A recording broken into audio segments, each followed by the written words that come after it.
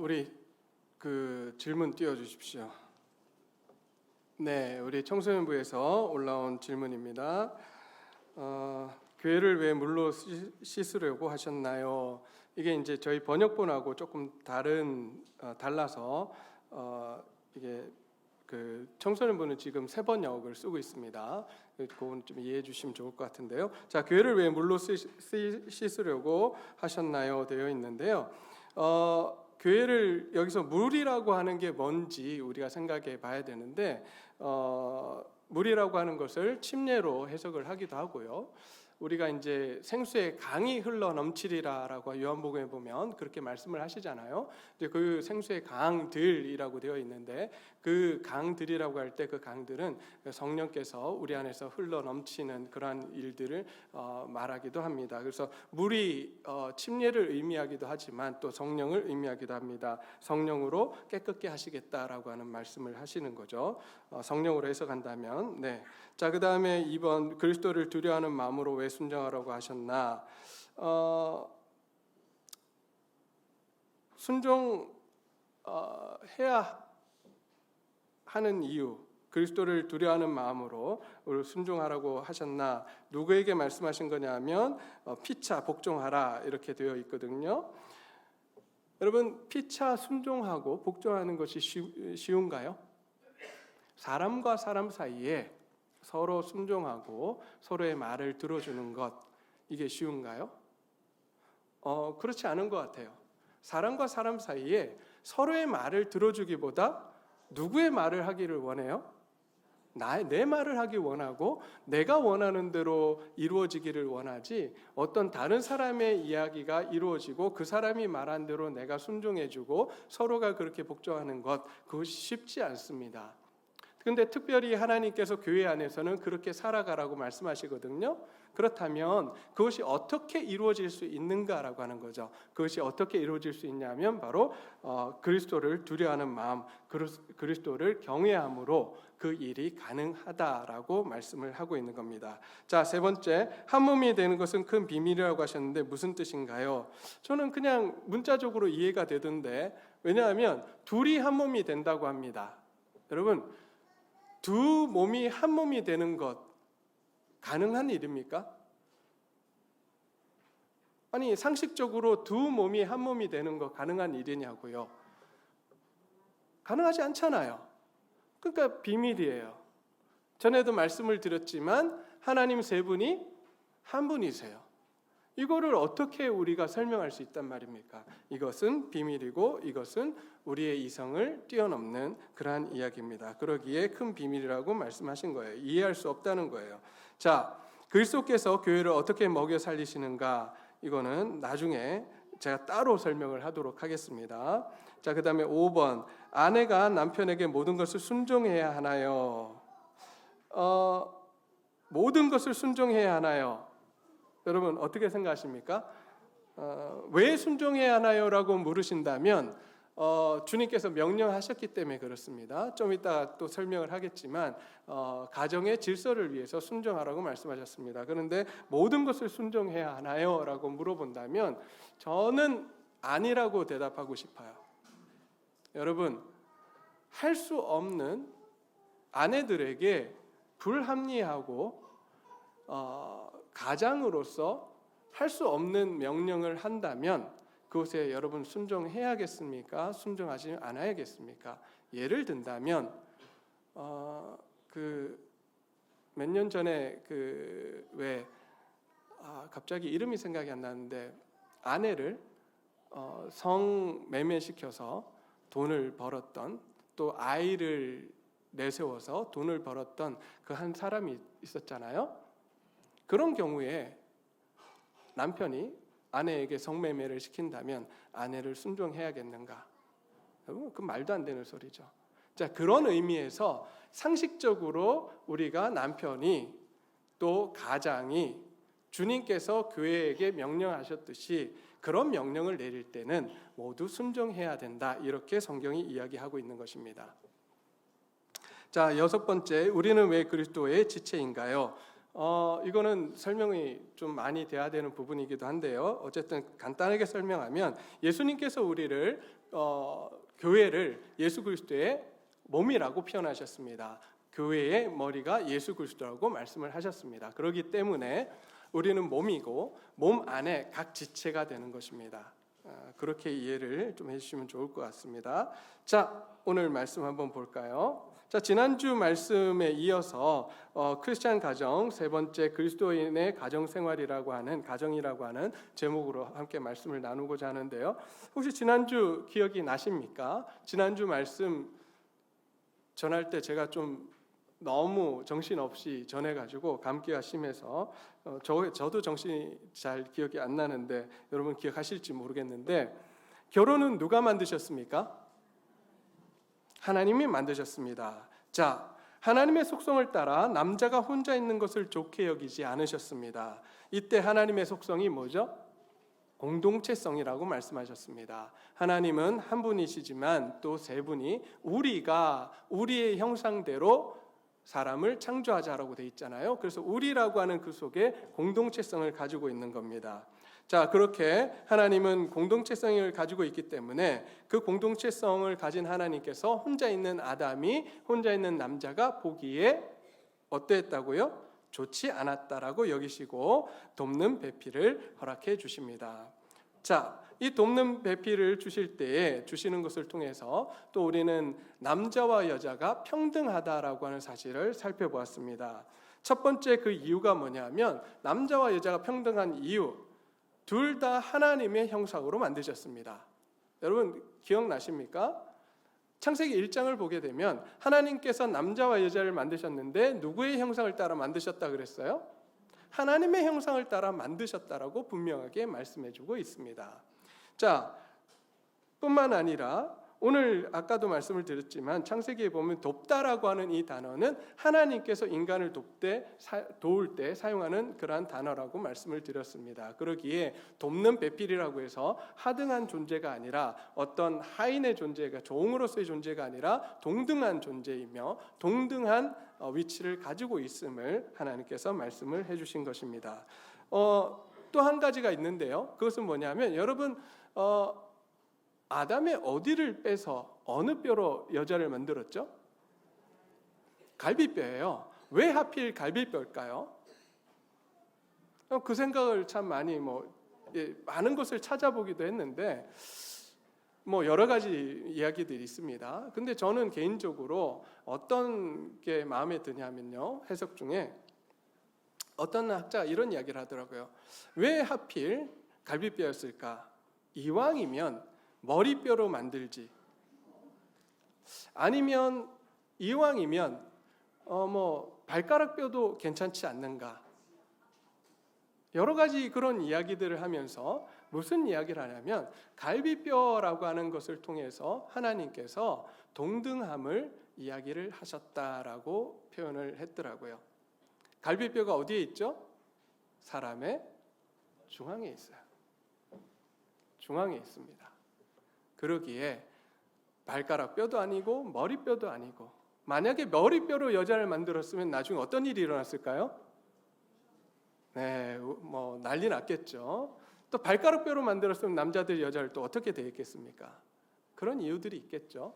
그래서 갈비뼈로 만드셨다는 것을 통해서도 하나님께서는 이렇게 동등하게 만드셨다라고 하는 사실을 우리는 알 수 있습니다.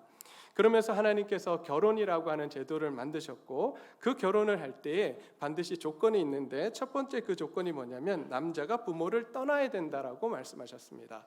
그리고 두 번째는 뭐냐면 그 아내와 하나가 되라라고 말씀을 하셨습니다.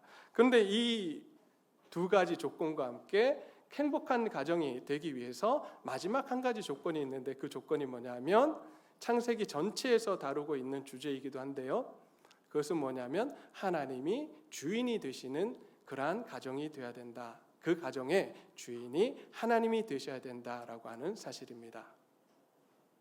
지난주 설교의 내용이 이런 거였고요. 자, 이렇게 하나님께서는 남자와 여자가 동등하다라고 말씀하셨습니다. 그런데 이 동등함 때문에 생겨나는 또한 불편함이 오늘 본문 속에 나타나게 됩니다. 오늘 본문을 보게 되면 아내들이여 남편들이여 라고 지금 사도 바울은 지금 에베소에 있는 교인들에게, 아내들과 남편들에게 지금 공고하는 내용을 이렇게 살으라고 요구하는 내용을 지금 담고 있습니다. 왜 이런 내용을 지금 이야기를 할까 생각을 해보면요, 여러분, 교회, 하나님께서 만드신 예수님께서 만드신 초대 교회에서 어떤 일들이 일어났냐면요, 그 당시에는 남자와 여자의 지위가 동등하지 못했습니다. 철저하게 남자들이 상위에 있었고 여자들이 하위에 있는 그러한 사회상이었어요. 그런데 예수님께서 만드신 교회에서는요, 어떤 모습이었냐면 남자와 여자가 어땠다고요? 어땠을까요? 동등했습니다. 남자와 여자가 동등했고 어른과 아이가 동등했고 주인과 종이 동등한 그러한 공동체가, 사회가 어디였냐면 바로 교회였습니다. 사회에서 억압받고 사회에서 짓눌리던 여성들이 교회에 오니까, 예수님을 믿고 나니까 자신들에게 주어지는 그 자유와 평등함이 너무 놀라웠습니다. 그러자 어떤 일들이 교회에서 일어났을까요? 그리고 가정에서 일어나게 될까요? 무질서함이 생기기 시작합니다. 그 자유, 여러분, 처음 맛보는 자유와 처음 주어지는 그 평등함을 우리가 받게 되면 그것에 의해서 그 평등함이 온전히 올바르게 쓰여지지 못하고 다시금 남을 누르는 일로 변하게 됩니다. 그것이 오늘 에베소 교회에 있었던 것 같아요. 그러기에 가정에서 어떻게 살아야 하는지, 또 교회에서는 어때야 하는지 오늘 사도 바울은 이 여인들과 아내들과 또 남편들에게 지금 권하고 있는 내용입니다. 하나님께서 가정을 만드시고 그 가정이 행복하기를 원하셔서 남자와 여자가 평등하다라고 말씀하시고 그 권리를, 인권을 이렇게 보장해 주셨는데, 그 보장한 것으로 오히려 가정이 깨어지고 공동체가 깨어지려고 하는 모습을 보였던 거죠. 그러니 이제 사도 바울은 그곳에 다시 한번 편지를 보내게 됩니다. 특별히 교회에서의 무질서함에 대해서는 여러분 고린도전서 14장 33절부터 35절까지의 말씀에 잘 설명을 해주고 있습니다. 이 말씀은 우리가 잘 아는 말씀이기도 한데요, 한번 찾아볼까요? 고린도전서 14장 33절부터 35절입니다. 고린도전서 14장입니다.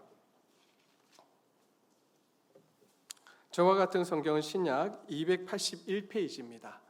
신약 성경 281페이지. 네. 자, 여기 제가 한번 읽어보도록 하겠습니다. 33절입니다. 하나님은 무질서의 하나님이 아니시오 오직 화평의 하나님이시라. 모든 성도가 교회에서 함과 같이 여자는 교회에서 잠잠하라. 그들에게는 말하는 것을 허락함이 없나니 율법에 이른 것 같이 오직 복종할 것이요 만일 무엇을 배우려거든 집에서 자기 남편에게 물을지니 여자가 교회에서 말하는 것은 부끄러운 것이니라. 네, 아멘을 안 하시는. 자, 여러분, 이 성경 구절 때문에 지금까지 여자 목사 안수나 여성들이 교회 지도자가 되는 것에 대해서 굉장히 반대를 했었습니다. 그런데 아무리 찾아봐도 여성에 대해서 이렇게 강하게 요구한 것은 이 구절밖에 없어요, 사실은. 그럼 여기서 왜 여자들에게 교회에서 잠잠하라라고 지금 요구하고 있는가? 우리는 이 배경을 알아야 돼요. 배경 없이 그냥 여자는 무조건 교회에서 잠잠해야 되니까 아무 말도 하지 못하고 교회에서는 조용히 있어야 된다, 이렇게 이야기를 하면서 마치 남존여비 사상을 그대로 투입하는 그런 일들이 있었는데요. 사실 여기에 지금 고린도 교회에 이 사도 바울이 이 이야기를 하는 이유는 뭐냐면, 앞에서도 이야기했지만 교회가 생기고 내가 예수 그리스도를 믿고 나니 하나님께서 주신 은혜로 말미암아서 남자와 여자가 평등하게 되고 종과 주인이 평등하게 되어버렸습니다. 그래서 그 공동체 안에서는요, 교회 안에서는 형제자매였어요. 형제님, 자매님 이렇게 불렀단 말이죠. 그러니까 이런 놀라운 사회 속에 자기 자신이 눌려있던 그 모든 것들이 하나님 앞에서 해결되지 못한 채 그것들이 공동체 안에서 자기의 목소리를 높이는 일로 나타났습니다. 특별히 누가 그랬을까요? 어떤 사람들이 자기 목소리를 크게 내기 시작했을까요? 눌려있던 사람들, 억눌려 있던 사람들이 그렇게 소리를 내기 시작했습니다. 그럼 억눌려 있던 사람들이 누구였냐? 특별히 여인들이었습니다. 여인들이 자기의 목소리를 높이기 시작했고 무질서하게 자기 자신의 요구를 이야기했고 그럼으로써 교회가 혼란스러워지기 시작했습니다. 그러기에 그 상황 속에 사도 바울은 뭐라고 이야기하냐면 하나님은 무질서의 하나님이 아니시오 오직 화평의 하나님이시니라 라고 말씀을 합니다. 모든 성도가 교회에서 함과 같이 모든 성도는 주님 앞에서 잠잠해야 되잖아요. 주님만이 우리의 주님이시고 주님께만 복종하는 우리의 모습이잖아요. 그처럼 여자는 교회에서 잠잠하라라고 말씀을 합니다.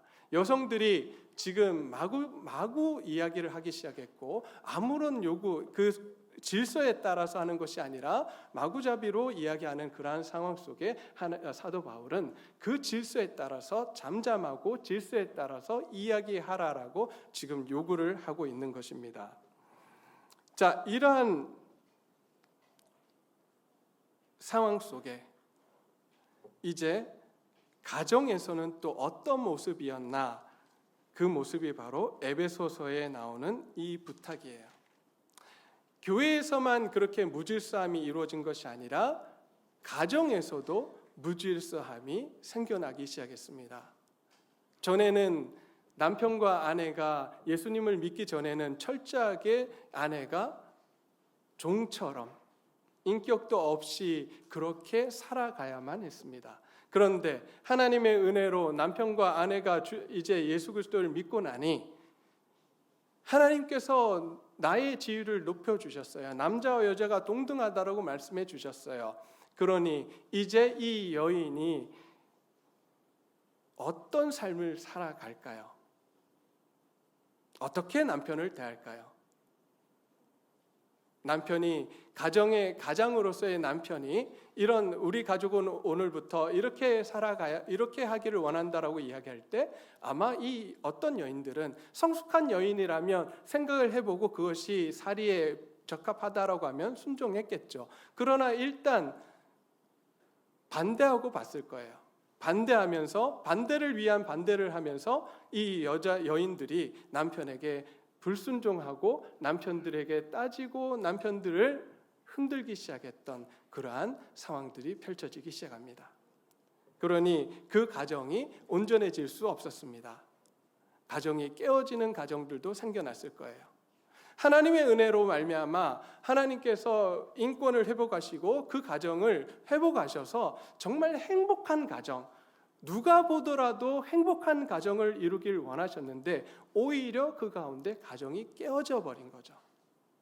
그러니 사도 바울이 이제 아내들에게 남편들에게 공고하는 말씀을 보냅니다. 너희가 아내들은 이래야 되고 남편들은 이래야 된다라고 말씀을 지금 해주고 있습니다.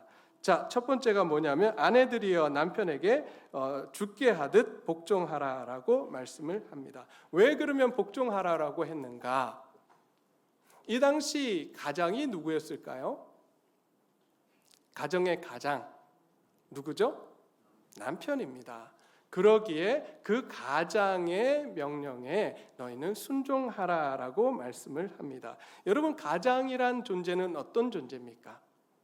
여기 지금 아버지들 오셨고 가장으로서의 아버지들이 오셨는데 여러분, 아버지들이 가정에서 하는 일이 무엇일까요? 네?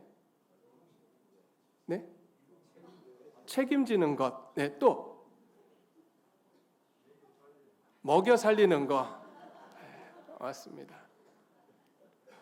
가족을 또 보호하는 일을 합니다. 그죠? 가장의 무게는 참으로 무겁습니다. 저는 오늘 여기 계시는 우리 아버님들, 가장으로서의 아버님들, 하나님께서 위로해 주시기를 소원합니다. 가장의 무게가 참 무거워요. 사회생활을 하면서 내 가족을 지키기 위해서 노력하는 것, 그것은 참 쉽지 않습니다. 어떨 때는 비굴해져야 되고요. 가족을 위해서 비굴해지기도 하고, 가정을 위해서 자신의 몸을 내어주어야 할 때도 있습니다. 그 모든 어려움들을 이겨내며 견디며 살아가는 이유는 무엇일까요? 가족을 위해서 그래요. 가족을. 여러분, 그러기에 우리 가정에서 우리 어머님들 또 자녀들은 가정을 위해서 기도해 주셔야 합니다. 가장이 온전히 설 수 있도록 기도해 주셔야 합니다. 어떤 가정은 또 어머니가 가장으로서의 역할을 하는 가정도 있을 겁니다. 그러면 어머니가 가장으로서의 역할을 잘 감당할 수 있도록 또 기도해 주셔야 합니다. 그것이 하나님께서 원하시는 거예요. 그런 삶의 무게를 가지고 살아가는 가장들, 그래서 가정을 보호하기 위해서 내리는 결정들, 가족을 위해서 먹여 살리기 위해서 내리는 결정들 앞에 아내들에게 하나님께서는 뭐라고 요구하시냐면 그 가장의 결정에 어떻게 하라고요? 순종해라, 복종해라 라고 지금 말씀을 해주고 있는 것입니다. 그래야 한다라고 말씀을 하십니다. 그래야 가장된 남편에게 순종할 때에 하나님께서 그 가정에 복을 내려주실 수 있다라고 말씀을 해주고 있는 것입니다. 그냥 순종하는 것이 아니라고 말씀합니다. 어떻게 순종하래요? 누구에게 하듯 순종하라고 합니까? 죽게 하듯 순종하라라고 합니다. 교회에 와서는 정말 순종한다라고 열심히 봉사하고 열심히 교회에 순종합니다. 하나님께 순종한다라고 하면서 막상 가정에 돌아가서 가정에서 남편을 하나님께서 가정의 머리로 세우셨잖아요. 근데 그 가정에 가서 남편에게 순종하지 못한다면 그것은 죽게 하는 것이 아니다라고 말씀을 오늘 하고 있는 겁니다. 저는 우리 교회 우리 집사님들 교회에서 열심히 주께 순종하듯이 집에서도 가장에게 순종할 줄로 믿습니다. 네, 아멘 소리. 이건 제가 요구하는 것이 아니라 누가 요구하는 거죠? 하나님께서 요구하시는 거예요.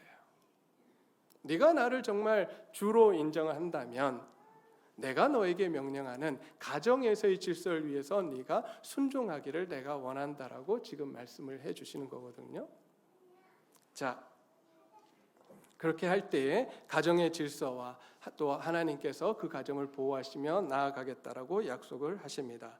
자, 두 번째, 남편들에게 이렇게 말씀하십니다. 아내 사랑하기를 그리스도께서 교회를 사랑하시고 교회를 위하여 자기 자신을 주신 같이 하라라고 말씀을 하십니다.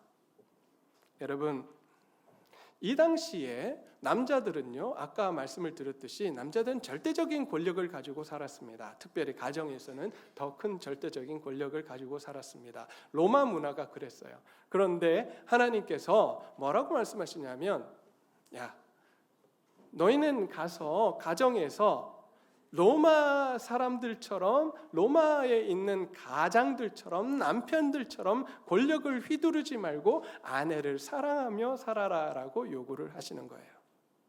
여러분, 이게 쉬울까요? 어려울까요? 쉬울까요? 어려울까요? 쉽지 않습니다. 왜요? 권력을 가진 사람이 권력을 놓는 것이 쉽겠냐고요. 평생 권력을 가지고 살아왔던, 쉽게 이야기하면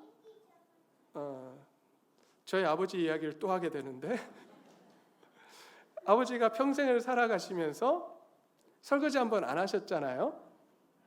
근데 어느 날 다시 설거지를 하려고 한다면 그것이 단순한 일임에도 불구하고 쉽지 않은 거예요. 근데 제가 지난주에 놀라운 이야기들을 들었습니다. 제 설교를 듣고 식판을 갖다 놓는 분들이 계셨다, 이런 이야기를. 감사합니다. 아니, 그거 하나라도 바뀌려고 노력하시, 얼마나 큰 건지 몰라요. 여러분, 그렇게 조그만 것 하나라도 남편이 정말 바뀐다면 여러분 어떻게 해야 될까요? 아내들은? 네, 누가 그러셨어요? 칭찬. 네, 칭찬해야 됩니다. 와, 우리 남편이 이렇게 정말 잘했다고 칭찬해 주시고 반찬도 잘해. 여러분, 그러면 그 다음부터 할까요? 안 할까요? 안 해요? 합니다, 여러분. 남자들 생각보다 단순합니다. 칭찬하면 굉장히 좋아합니다. 네, 칭찬받고 싶은 것이 남자들이에요. 특별히 집에서 칭찬받지 못하면, 아무리 남이 칭찬해도 집에서 칭찬받지 못하면 그 자존감이 굉장히 낮아집니다. 여러분, 사랑하라고 합니다.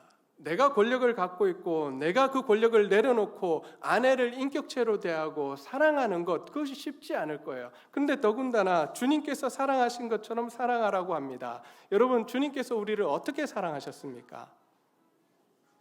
우리가 사랑할 만해서 사랑하셨습니까? 나는 사랑받을 만해서 주님께 사랑받고 있다. 손 들어보세요. 없잖아요. 사랑받을 만해서 주님께서 나를 사랑하신 것이 아닙니다. 우리를 사랑하신 것이 아닙니다.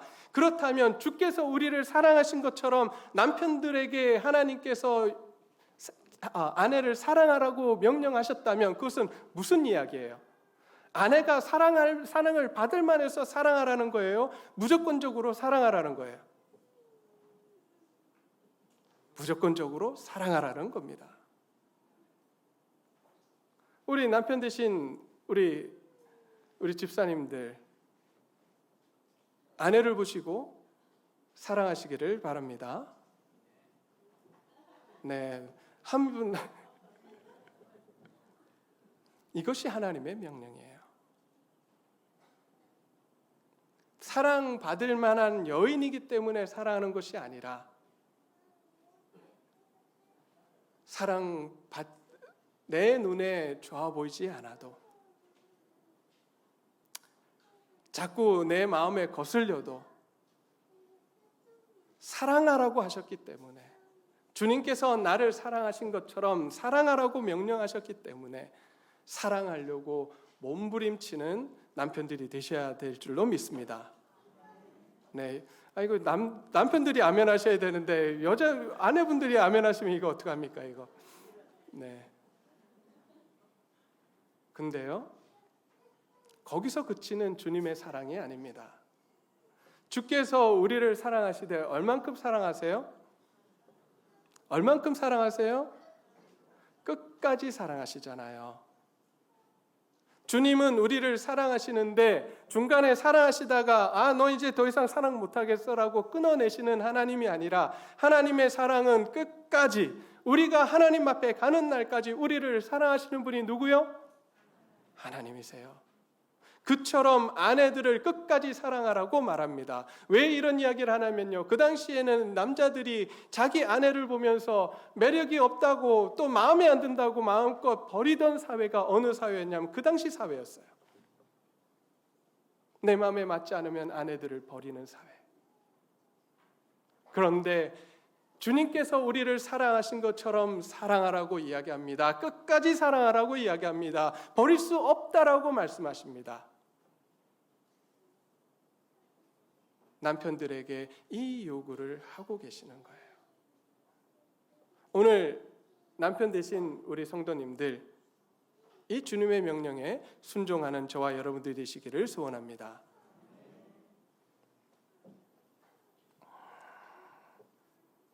이렇게 명령하고 나서 이제 사도 바울은 행복한 가정이 되기 위해서 기본으로 돌아가라라고 말씀을 합니다. 그것이 몇 절 말씀이냐면 31절 말씀이에요. 그러므로 사람이 부모를 떠나 그의 아내와 합하여 그 둘이 한 육체가 될지니 라고 말씀하십니다. 여러분, 이 말씀 어디서 봤어요? 창세기에서 봤었잖아요. 똑같이 여기 기록을 해두고 있습니다. 이 말씀이 뭐냐면 기본으로 돌아가라는 거예요. 결혼을 창조하신 하나님의 말씀을 따라서 기본으로 돌아가라고 이야기합니다. 여러분, 제가 이 말씀을 보면서 저는 오늘날 우리 가정들이 기본으로 돌아가야 된다라고 생각합니다. 무슨 이야기냐? 우리 모두 남편과 아내가 독립된 인격체가 되어야 합니다. 부모님에 의해서 휘둘리는 그러한 남편, 아내가 되어서는 안 됩니다. 저는 불행한 이야기를 참 많이 듣습니다. 부모가 자녀를 이혼시킨다라고 하는 이야기를 매스컴을 통해서 듣습니다. 여러분, 그런 일들이 어떻게 일어날 수 있죠? 남편과 아내가 잘 살고 있는데 부모의 마음에 맞지 않다고 해서 그 자녀를 이혼시키는, 남편 된 그 형제가 직장이 별로 좋지 않다고 해서 무능력하다고 해서 이혼시키는 그러한 일들이 일어난다라고 합니다. 어떻게 그런 일들이 일어날 수 있는 거죠? 그런데 그 일들이 강남에 있는 많은 그 부모들에게서 이루어지고 있다고 합니다. 그런데 놀라운 사실은요, 그 부모들 가운데 예수님을 믿는 사람들도 있다는 거예요. 세상 사람들 같으면 그럴 수 있다고 생각해요. 아니, 그런데 하나님께서 오늘 본문 말씀을 통해서, 하나님의 말씀을 통해서 결혼은 독립해서 부모를 떠나 그의 아내와 합하라고 말씀하셨는데 부모가 그의 자녀의 인생을 좌지우지하는 그러한 일들이 일어나는 것을 보면서 과연 이것이 그리스도인일까? 그리스도인 부모로서 할 수 있는 일일까? 라고 생각하게 됩니다. 철저하게 하나님께서 말씀을 하십니다. 부모를 떠나라, 독립된 인격체가 되어라 라고 말씀하십니다. 그렇지 않으면 아내가 힘들고 남편이 힘들어지기에 둘이 독립된 인격체가 되어서 그 안에서 오직 하나님을 주인으로 모시고 살아가라라고 말씀을 해주고 있는 것입니다. 뿐만 아니라 33절에 이렇게 말씀합니다. 그러나 너희도 각각 자기 아내 사랑하기를 자신같이 하고 아내도 자기 남편을 존경하라라고 말씀합니다. 이 말씀 속에 저는 한 가지를 발견하게 됩니다. 비교하지 말라는 거예요. 내 가정과 다른 가정을 비교하지 말라는 거예요. 여기서 보면 각각 자기 아내를 사랑하라고 합니다. 다른 아내 사랑하지 말고, 여러분, 그건 불륜이잖아요. 다른 아내는 이렇게 싹싹하고 이렇게 좋은데 당신은 왜 이렇게 무뚝뚝하고 하냐라고 이야기하지 말라라고 하는 거예요. 하나님께서 주신 그 아내는 가장 소중하다는 거예요. 그러니 다른 아내와 비교하지 말고, 다른 가정과 비교하지 말고, 아내들도 마찬가지죠. 남의 남편 보니까 너무 싹싹해요. 서울 남편 보니까 너무 좋대요.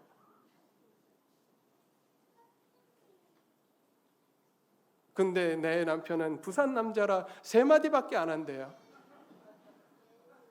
뭐요?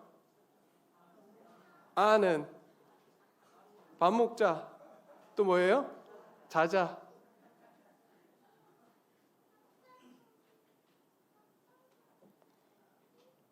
남의 남자 알아보지 말고 하나님께서 주신 경상도 남자라 할지라도 그 안에 보물이 숨겨져 있음을 알고 존경하고 복종하라라고 말씀을 합니다. 아내를 바라보며 다른 여자와 비교하지 말고 내 아내를 바라보며 하나님께서 주신 그 아내를 존귀하게 여기며 주께서 나를 사랑하셨듯이 아내를 사랑하라고 명령하십니다. 그런데 여러분, 이렇게 사랑하는 것이 쉬울까요? 어려울까요? 어려워요. 그래서 오늘 본문 시작을 할 때 뭐라고 말씀하셨냐 하면, 읽지 않았는데요, 바로 앞절 18절에 오직 성령으로 충만함을 받으라라고 말씀을 하십니다. 다시 이야기하면 주님의 다스림에 들어가지 아니하면 이 일이 이루어질 수 없다라고 말씀을 합니다. 그러면서 마지막에 뭐라고 말씀하시냐면 그리스도를 경외함으로 피차 복종하라. 피차 복종하고 서로 사랑하며 또 서로 순종의 삶을 살아야 되는데 그것을 이루기 위해서는 한 가지가 필요하다. 무엇이냐? 너희가 그리스도 예수를 주인으로 모시고 살아가야 된다라고 말씀을 하는 것이에요. 하나님으로 충만해져라고 이야기합니다. 그렇지 않으면 세상의 가치관이 들어와서 자꾸 남을 비교하게 되고 세상의 가치관, 다른 생각으로 왜 자꾸 아내들을 누르게 되고, 그러니 너희는 이제 하나님의 말씀을 읽고 묵상하면서 그 말씀 가운데 성령으로 충만해지라고 요구하고 있는 것입니다. 오늘 저와 여러분들이 그렇게 성령으로 충만해지시기를 소원합니다. 그래서 하나님이 요구하시는 그런 행복한 가정들을 이루어 나가는 저와 여러분들이 되시기를 간절히 소원합니다. 이 시간 그렇게 되기를 원한다고 이 시간 함께 찬양으로 고백하기를 원하는데요. 이 노래 가사처럼 우리 힘으로는 할 수 없습니다. 그러기에 기도하며 주님을 바라보며 나아가겠습니다. 그리고 이제 하나님이 나의 삶의 주인이 되시는 예수님의 꿈이 나의 비전이 되고 예수님의 성품이 나의 인격이 되어서 내 아내를 바라보고 내 남편을 바라보기를 소원합니다.